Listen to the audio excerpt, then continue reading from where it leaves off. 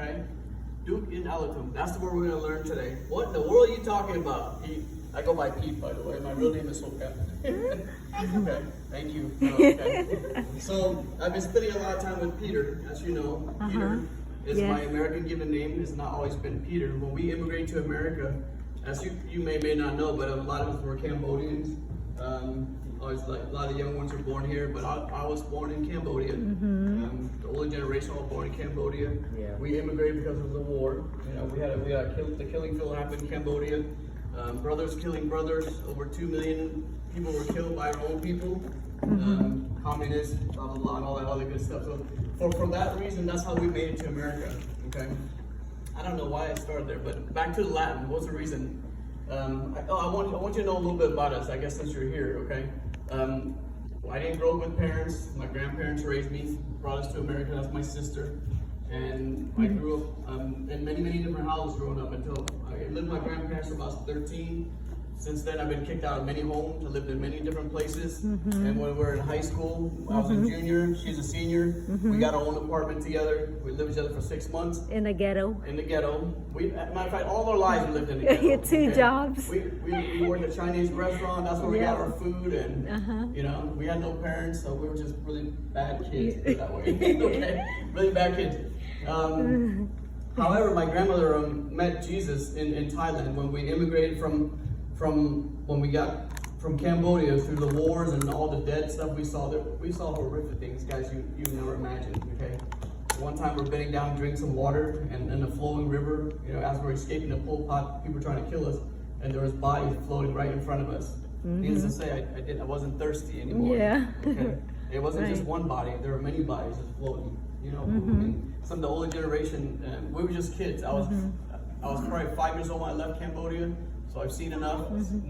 5. Then we lived in Thailand for about a couple of years, and then we finally got our papers and we came to America. And how you come to America at that time was this is during, is it 81 or 80 that we came to America? 81, December 17th, 1981. The reason why we know it's December because there's a bunch of Christmas trees all over. It's like, what is all this stuff? Like all those Christmas trees and stuff. And it was a Catholic church that brought our family to America. They sponsored us, or 6 of us. And I remember going to the Catholic church in Texas, Houston, Texas, and they told me about Santa Claus.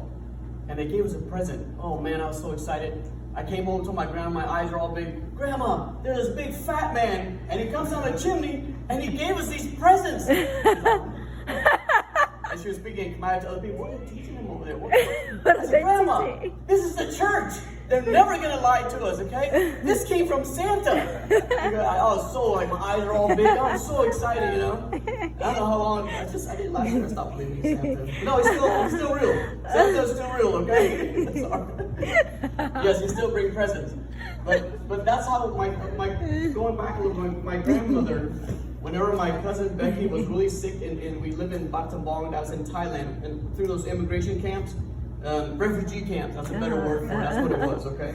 So, Kamput, Kampuchea, all those places, and you have to imagine rows of just a bunch of people all desperate. You know, they give us a little bit of food ration for 1 week.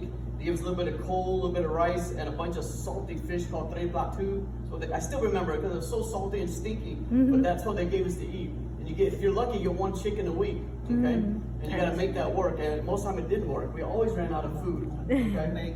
We always ran out of food.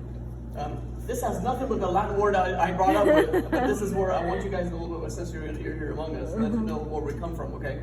So we came to, my grandmother, she didn't know anything about Jesus Christ at that time, but missionaries were all over Thailand, and they were telling about Jesus. They were passing out Bibles, and people were taking the Bible and using it as toilet paper and things like that. They was trashing the Bible, whatever, you know. They didn't know anything about God. And my grandparents, they didn't know anything about Jesus either. They didn't know about Jesus. The Jesus that came and died for our sin. He came that gave us life. If you believe in him, you get to go to heaven. All this other. She didn't know anything about it. She knew about all the Buddhism and all this other stuff. She said, whoever you are, that night her daughter was dying. She was sick to death. And that night she prays, like, I don't know you, Jesus, that I've been hearing about. I hear that you save people. I hear that you heal people, and you can bring people from the dead. All these things that you've done. I don't know who you are, but if you are real, if you are real, please heal my daughter. And here's the story they told us. Okay, I was asleep, and there's a little tiny little square room and a bamboo floor.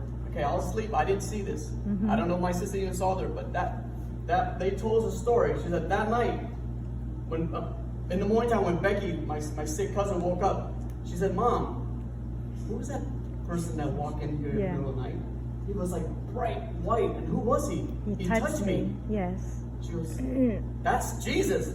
Jesus healed. She was healed, completely healed. Yes. Yes. Okay. Jesus came in and talked to my grandparents. Said, "Will you live for me?" Yes, I will live for you. Okay. And that's how we got to know Jesus. Amen. Even though I grew up as like we grew up in church, we had a youth group and stuff growing up. But after 13, 14, I was all over the place. I was everywhere. And I didn't. Sometimes I went to church, sometimes I didn't. But needless to say, it is Christ.